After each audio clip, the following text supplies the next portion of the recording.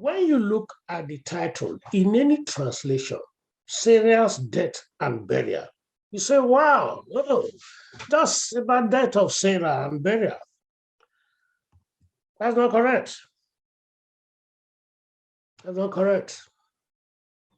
Sarah lived 127 years. These were the years of the life of Sarah. Isn't there something we can learn from a godly woman who lived 127 years in a marriage of 80 years? Come on, let's dig deeper. This is the first time the text specifically mentions the death and age of a woman. You know, Sarah means princess. She was a princess. And Abraham was recognized as a prince. When a prince and princess marries for over 80 years, there's a lot to learn there. All of the genealogies had focused on the men, but now, as a member of God's covenant, Sarah's death is also recorded. She's the only woman in the Bible to have all of this recorded. At this time, Abraham will be about 137, and Isaac will be in his mid to late 30s, maybe 37. And Sarah died at Kiryat Arba, that is Hebron, in the land of Canaan. And Abraham went in to mourn for Sarah and to weep for her. Kiryat Arba or Hebron was in southern Canaan, but further north from Gerar and Abimelech, where I come from. When a couple lives for that long as married people and one dies, in fact, the other says, don't be in a hurry to bury her, wait for me, I'm coming.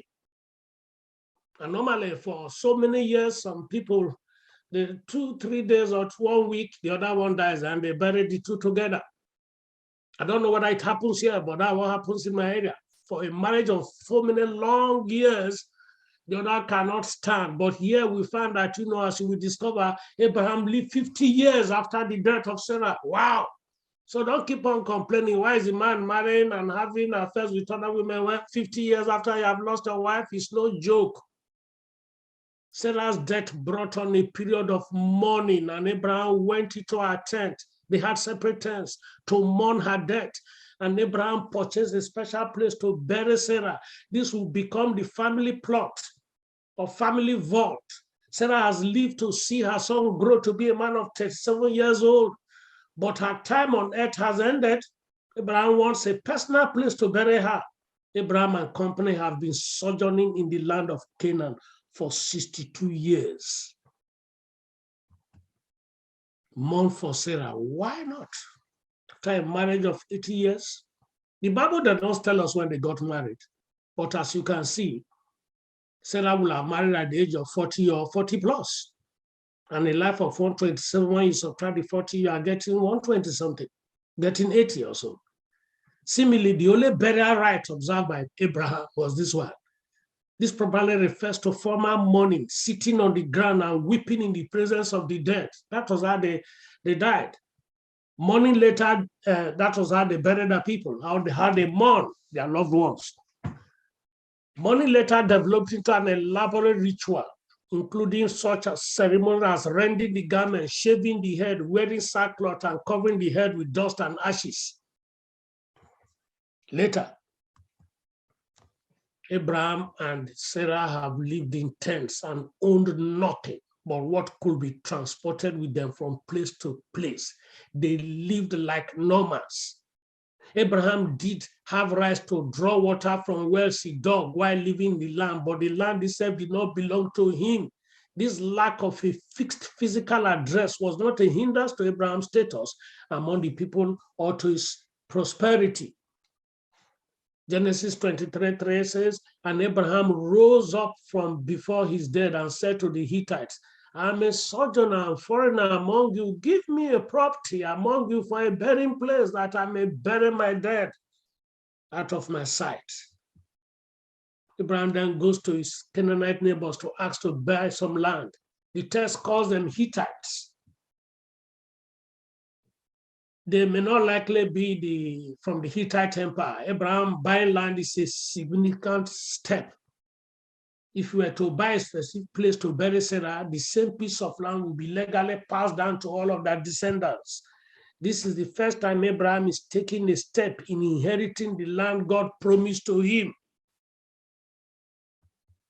The Hittites answered Abraham, "Hear us, my Lord. You are a prince of God among us. Bury your dead in the choicest of our tombs. None of us will withhold from you his tomb to hinder you from burying your dead." The response of the Hittites is one act of respect to Abraham. They are willing to let him bury Sarah in any of their tombs for free. I find it interesting that they treat Abraham, whom they call the Prince of God, with such respect. It seems that in his time among them, Abraham has been acting almost as a missionary. And because of Abraham, these Canaanite neighbors of his have come to worship God as well. Machpelah. This name has been explained in various ways. Some have taken it as a proper name, others as descriptive of some peculiarity of the cave. It is from the root kapha, to double, suggesting that it may have been a double cave or perhaps one with two entrances. The first interpretation seems preferable.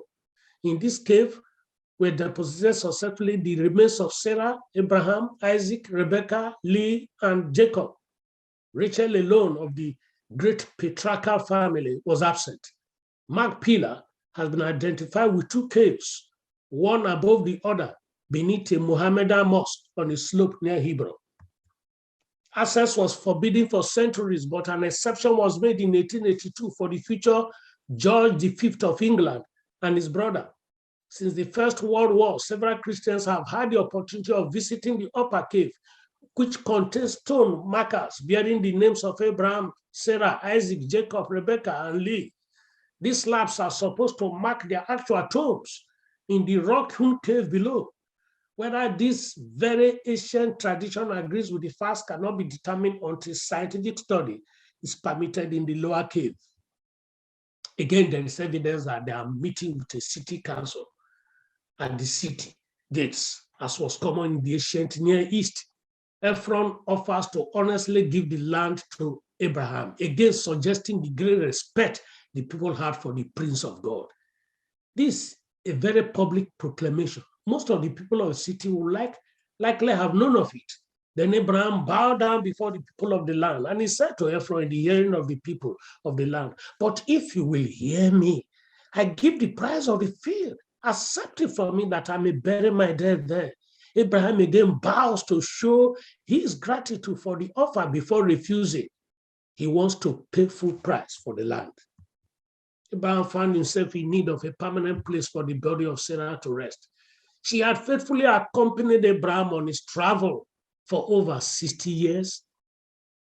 She stood by Abraham even when Abraham did not stand by her. I'm referring to the two instances he passed her off as his sister to cover his own assets. Abraham has apparently lived in this area long enough for the people to see his relationship with God. I don't know the number of years there, but his fame had spread. I wonder if it was the 90-year-old woman and the 100-year-old woman having a child that spread faster, or Abimelech's dream from God when God closed the wombs of Abimelech's family. But word was out that Abraham was God's man and should be given all due respect. This happens even among a people who did not worship the same God Abraham did. They recognize Abraham's God's superiority over even their own. All those watching this exchange are even more impressed by Abraham's character. He could have used his clout to get anything he wanted for free, no matter who it hurt. But instead, he insisted on paying his own dealing fairly with the people. As a takeaway, Christian courtesy. Again, observe Abraham as he engages in a business transaction with the sons of Heth to purchase a burying place for Sarah. In his grief, he does not forget to be courteous. He bows before them, although he's God's noble man. Abraham knew what genuine politeness was and what was due from man to his fellow man. We should be self-forgetful, ever watching for opportunities to cheer others and lighten and relieve their sorrows and burdens by acts of tender kindness and little deeds of love. These thoughtful courtesies that commencing in our families, extend outside the family circle, help make us the sum of life's happiness. Abraham willed, desiring to avoid any feelings of enmity. Abraham, as a Semite, at the mercy of the Hittites, paid without question rather than bargain over the price. Then, as now, such a procedure was customary through the Orient, and Ephron undoubtedly expected Abraham to do accordingly. As a mighty prince, a wealthy normal chief, Abraham may have felt that bargaining was beneath his dignity, or perhaps he deliberately chose to avoid a reputation for sharp dealing. He paid in full on the spot, according to customary commercial standards, as he phrased current money with the merchant in the case. Did you notice that this piece of property is Abraham's first investment in the land of promise? God told him that his descendant will one day own all the land. He chose to purchase what he needed instead of it being given to him. This brings back to mind 3 other times that we are told of Abraham's financial interactions with those he was living near or with. The first time, and this time, Abraham refused to become rich by another's hand. The other time I'm referring to is when Abraham came back from rescuing the inhabitants of Sodom. The king of Sodom wanted to let Abraham keep all the spoils, but release the people back to him. Abraham refused to accept even a thread or a sandal strap from the spoils. He wanted no part of Sodom's goods or reputation. If he had accepted goods from Sodom, he would have been profiting by the behavior of the people. He wanted no part of that behavior to taint his camp. Is this why he insisted on purchasing the field here? The entire proceeding was held in public. This could have been for several reasons. The most practical being that news of the transaction would spread quickly so that no one will assume Abraham was trying to steal land. It also means that the entire community had a say in whether someone's land could be bought or sold. People in that time were much more group-oriented. They made decisions together for the benefit of the group, not the individual. After this, Abraham buried Sarah, his wife, in the cave of the field of Machpelah, east of Mamre, that is Hebron, in the land of Canaan. The field and the cave that is in it were made over to Abraham as property for a burying place by the Hittites. Abraham buried Sarah in the cave. She will be the first to be buried here. However, several generations of the family will use this specific cave. The heritage that God has promised to his people is not in this world. Abraham had no possession in the earth, no, not so much as to set his foot on. That's confirmed in Acts chapter 7, verse 5. He possessed great substance and he used it to the glory of God and the good of his fellow men. But he did not look upon this world as his home. The Lord has called him to leave his idolatrous countrymen with the promise of the land of Canaan as an everlasting possession. Yet neither he nor his son nor his son's son received it.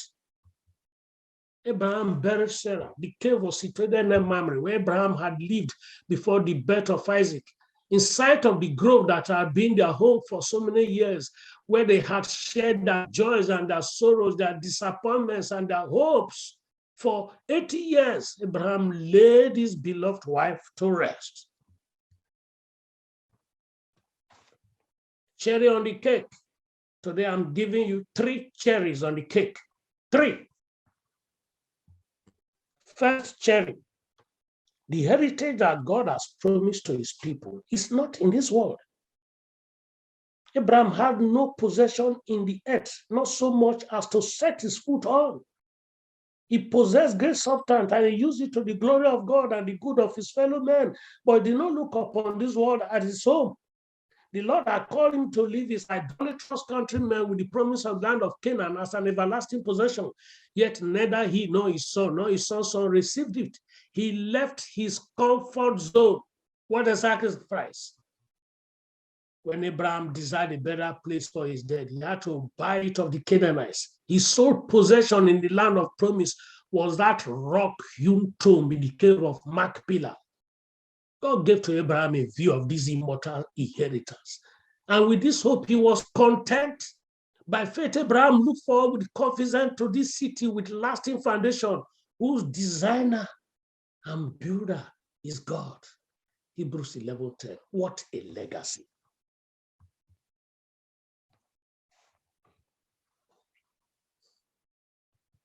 Yes, no one is perfect. Sarah's weaknesses and mistakes had trouble believing God's promise to her.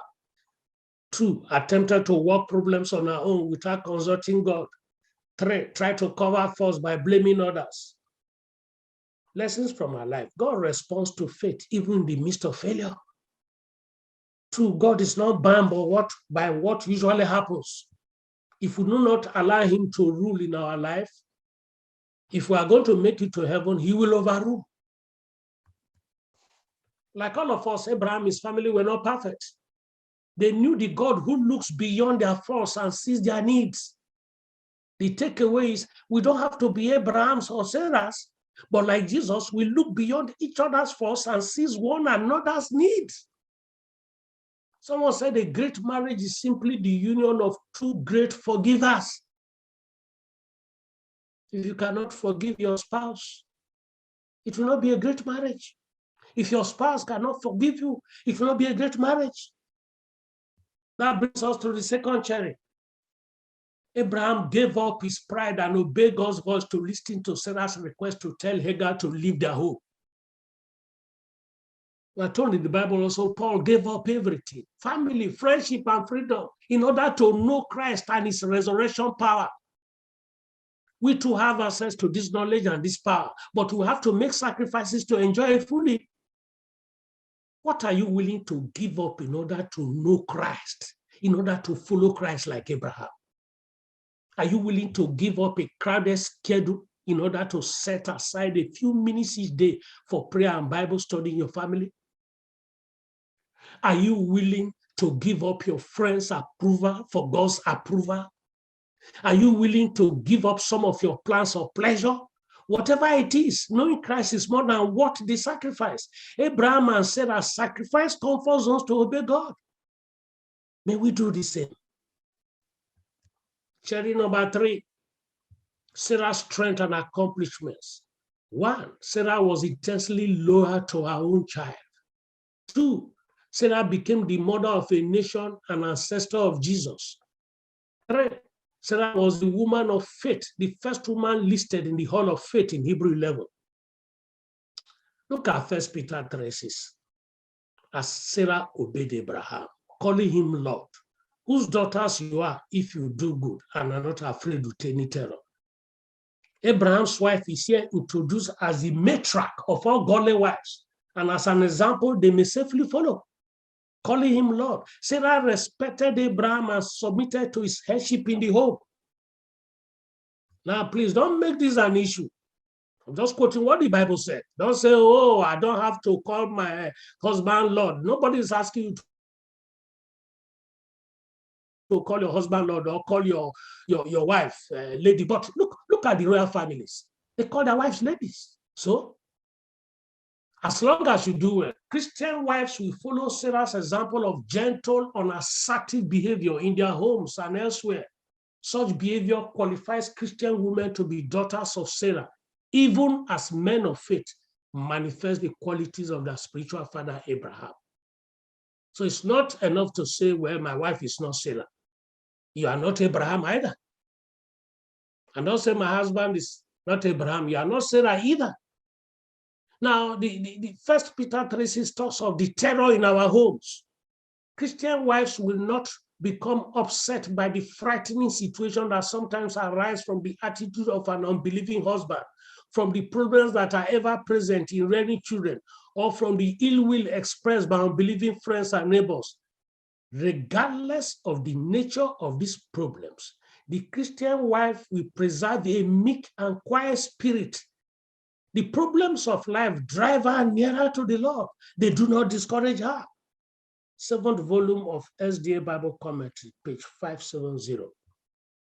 As you go about today's duties, remember those 3 cherries. Forgiveness, mutual forgiveness, respect for one another. May God bless you in Jesus' name. Amen.